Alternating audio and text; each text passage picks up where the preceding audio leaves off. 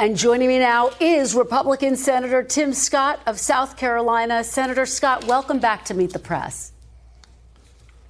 Thank you, Chris, and thanks for having me this morning. Good Sunday morning to you. Thank you so much for being here. Good Sunday morning to you. Let's start right there in South Carolina. You were campaigning for Senator Darlene Graham. As you know, she got a lot of attention this week during a debate when she was asked about a key national security issue. I want to play it. Get your reaction on the other side. Take a look.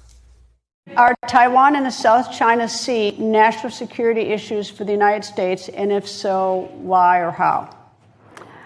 I'm just going to be honest here. I'm not on national security. I'm not that informed on national security. But I do support the military. My brother was in the Air Force for 33 years. So I will do everything I can to support the military.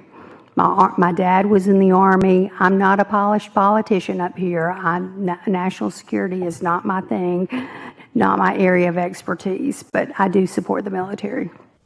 Senator Scott, is Darlene Graham qualified to be a U.S. Senator? Well, there's no doubt, Kristen, Darlene Graham is the real deal. One of the things I took away from Friday night's rally with President Trump did a fabulous job of making it personal. He talked about his amazing relationship with Lindsey Graham and how much time Lindsey Graham spent running around the world trying to make sure that Americans were safe here at home, but mostly abroad as well. And then he pivoted to Darlene Graham and he said some really important things. I said earlier this year, 2026 is a year of affordability. And President Trump nailed it when he said that Darlene Graham understands the issues facing Americans today and South Carolinians today, the issues of affordability. She goes to the grocery store. She understands the prices of eggs and meat and some of the challenges facing the American people. She focuses on helping people with disabilities for the last 30 years as her career. She is ready to take on the issues that everyday Americans are facing. And Kristen, one other thing that's really important, I watched her on the campaign trail. I watched her go through 2 funerals for her brother, and then I watched her carefully for 30 days in the Senate, casting deciding votes for the AG, working on getting her first bill passed, the Russia sanctions bill. What did I assess?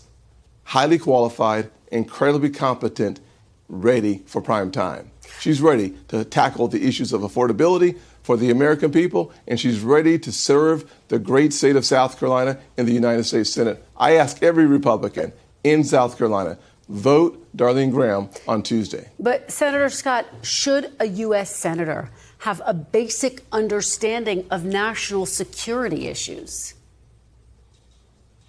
Well, the answer is yes, and she does. The question we're asking ourselves today is whether or not she is prepared to serve in the United States Senate and represent the people of South Carolina on the issues that are germane to the moment. What are the issues of the moment, and is she prepared to hit those issues? She hits those issues spot on. She hits the target bullseye. How does she do so? Because she's been listening to people across our state for more than 30 years. She ran a state agency for 7 years. She understands the critical issues of affordability. Frankly, she's actually gotten a vote on her bill passed through the Senate, signed into law, which is more than her opponent. So what we know without question is Darlene Graham is ready to serve the United States of America starting here at home in South Carolina. Senator, how confident are you that Darlene Graham can win on Tuesday?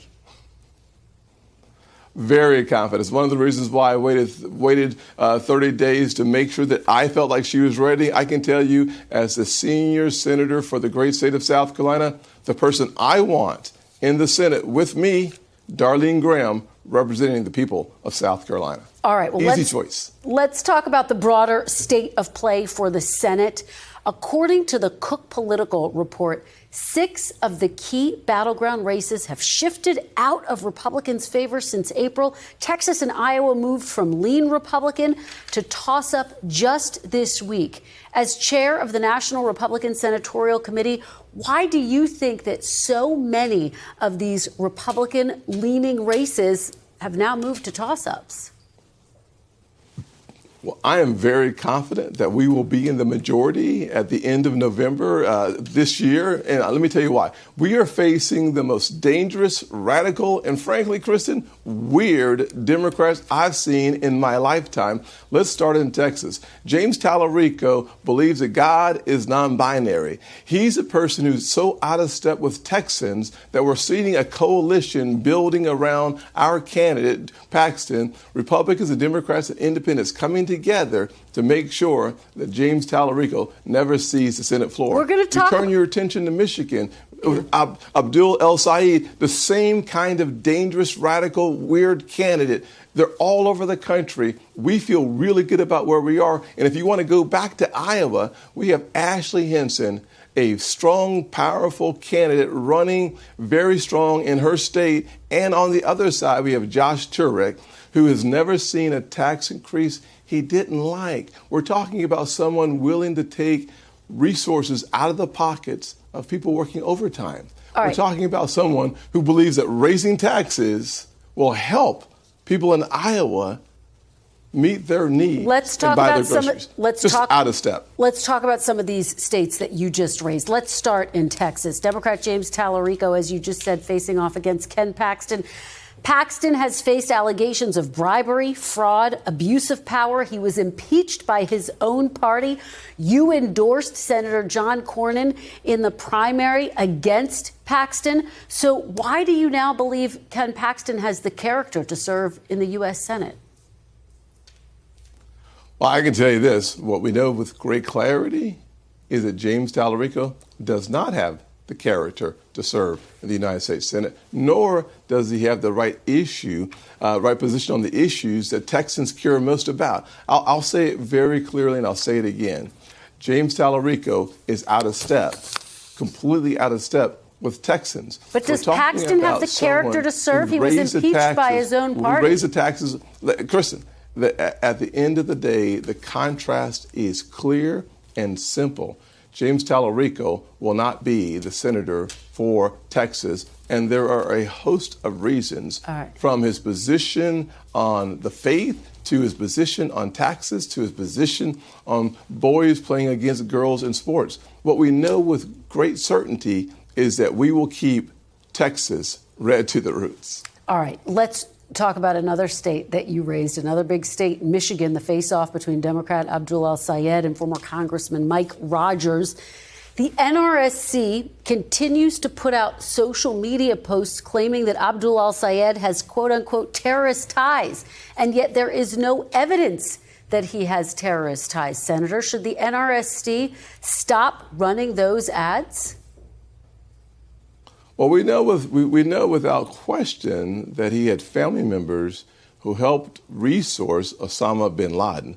We know without question that he campaigns with Piker, who said at one point that America deserved 9/11. Let's stay focused on Al Sayed, though. Let's stay focused on Al Sayed and what he has said and believes in. There's no evidence. Birds of a feather flock together.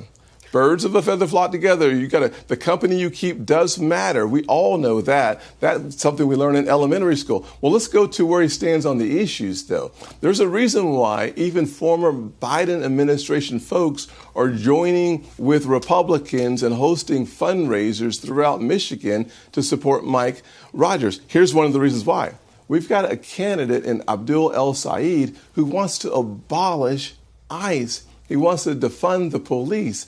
Here's a candidate so radical that even Democrats in Michigan are joining forces for the first time with Republicans to elect Mike Rogers. Just to be very clear, there is no evidence that Al Sayed supports any terrorist organization. I just want to read this. A Washington Post analysis online found that, quote, nearly 1 in 3 posts about Al Sayed from right-wing figures mentioned Islam, Muslims, or Sharia. Are Republicans trying to scare voters based on the fact that Al Sayed would be the first Muslim senator? Not at all. What we're more concerned about and only concerned about is the positions he has spoken about. He's the one that said he was committed to Sharia law. No one else said that besides Abdul El Sayed. He's the one that said he wanted to eliminate much of the national security apparatus that protects America. At the same time, he campaigns with Piker, who says America deserved 9/11. And we should say Al-Sayed did denounce that on this program. Al-Sayed did denounce those comments and he on continues, this program. and he continues to campaign with them anyways. You can't denounce it with your words and do something different with your actions. We believe what you do, not just what you say. Okay, I do want to talk to you about a major issue that's emerging in the midterms, AI data centers. President Trump has weighed in on this a number of times, including on Wednesday. I want to play a little bit of what he had to say. Take a look. If I were the mayor of a town or the governor of a state and I had a chance to get a big plant in, an AI plant or a data center, I would absolutely want it. Do Republicans want to be the pro-data center party, Senator? Well, we know that the Democrats, the Governor Shapiro, was for data centers as well. What we know without a question, I wrote an op-ed, Kristen, about a month ago on the importance of data centers paying their own way, paying for their own electricity, paying for their own water usage, and only going to communities that want them. But we also know that Democrats are being used as pawns for this disinformation campaign run by China to make sure that China wins the AI future instead of America. We absolutely have to make sure that data centers only go to communities that want them and they pay their own way. And that is a critical issue that we need to make sure remains front and center for the country to watch as it unfolds before our very eyes. Well, on that point, in Ohio, the R-S.C. in a private memo called data centers, quote, the anchor hanging around Republican Senator John Husted's neck because of his support and his history of supporting data centers. Do you believe that Senator Husted could lose Ohio because of his past support of data centers? I don't. I can tell you one thing about Ohioans. They are sick and tired of Sherrod Brown. It's why they kicked him out of office just a few years, 2 years ago. And what we'll see this time is the most radical, dangerous candidate in Ohio being Sherrod Brown, who voted literally against cutting taxes for single mothers like the one that raised me. Sherrod Brown is so inconsistent with Ohio that after 50 years in office, they finally said enough is enough. They're not bringing him back. We're excited about where we are in Ohio, and we will continue to move the map in the right direction for the rest of this cycle. I have to ask you about the number one issue for voters. It is the economy. After trade talks fell apart with Canada, there are now 50% tariffs on $20 billion worth of Canadian products set to go into effect. Back in 2018, Senator, you said you're concerned, quote, that tariffs will amount to nothing more than a tax on South Carolina families. Do you acknowledge that these new tariffs will cost Americans? What I can tell you without question is President Trump is laser focused on protecting American workers. Whether you're a union worker in Detroit, Michigan, or you're in a right-to-work state like South Carolina, the one thing we have in President Trump is a president who is focused on protecting American jobs against unfair practices. And how do we see that working out for us today? We see more Americans working today than in the history of America. And being home on Friday night with President Trump and Darlene Graham, the one thing we talked about was the issue of affordability. This is a really important issue, and that's one of the reasons why we are so encouraged by President Trump creating more jobs in America. Kristen, listen, we've seen, according to President Trump's numbers, over $19 trillion of investment in America to build factories, to bring jobs home, because he's created headwinds for other countries. But I'm talking about costs, Senator. I'm talking about costs. And American families are also paying more in the wake of President Trump's taxes and tariffs. In fact, Senator Susan Collins of Maine said this: if the administration proceeds with these tariffs, they will increase costs for Maine families, as most businesses will have no choice but to pass on the tariffs to their customers through higher prices. Is she right, particularly given that we have seen that in the past, given the president's tariffs? Well, Kristen, you're talking about a really important issue of costs. Let's look back at the original sin of cost in America in the last 8 years. It goes to Joe Biden, who took inflation up 21%. President Trump has been in office for 2 years. While he was president. Hold on, Senator. President Trump's been in office for 2 years. Let me finish. President Trump has brought inflation from a sky-high 21% over the Biden years down to under 5% and right now hovering near 4%. Wait, inflation was at 3% right when direction, President Biden left office. It's at 3.4% right now. And the average household has paid $1,000 more in 2025 due to the tariffs, Senator. Let's not forget the truth. The truth tells a great story. On the first piece of legislation in 2021, the Inflation Reduction Act that we should all laugh at took inflation to 9% in July of 2021. Cumulate the weight of inflation at the end of the Biden years, over $1,100 of lost spending power. President Trump inherited a weak economy and has built a resilient, strong economy with our wages going up and our costs flattening. Finally, every single Democrat in the Senate voted, this is really important, Kristen, voted to take money out of the pockets of senior citizens last year, voted to stop helping people working overtime by letting them keep more of their money, voted to take money, not out of the rich people, but out of the working class waitresses. But hold on, just last year, Kristen. Senator, these are the facts. When President Trump took office, inflation was at 3%. It's now at 3.4%. Gas prices are over $4 a gallon, up over $1 from a year ago. President Trump's tariffs have cost American households nearly $2,000. He promised he was going to bring prices down on day one. Did he break that promise? Prices have gone up. Well, good news is you don't disagree with the fact that Joe Biden brought 21% extra cost on the American families. We do agree. But we're not talking about Joe Biden, though. The Biden administration is over. This is the Trump. We're 2 years into the Trump administration. It's a contrast, Kristen. At the end of the day, the American people need to see the contrast. And the good news is they're seeing the contrast. But we're seeing I'm the most dangerous, you, radical, weird candidates coming out of the Senate from the Democrats. And we're going to have a chance to let the American people tell us which party they prefer. I am betting not only on Republicans, I'm betting on us staying in the majority and even having a shot at increasing the majority. Senator, President Trump himself says he owns this economy. Is this now the Trump economy? He's been in office for 2 years. We're not talking about Joe Biden. We're talking about President Trump. He's the guy in office.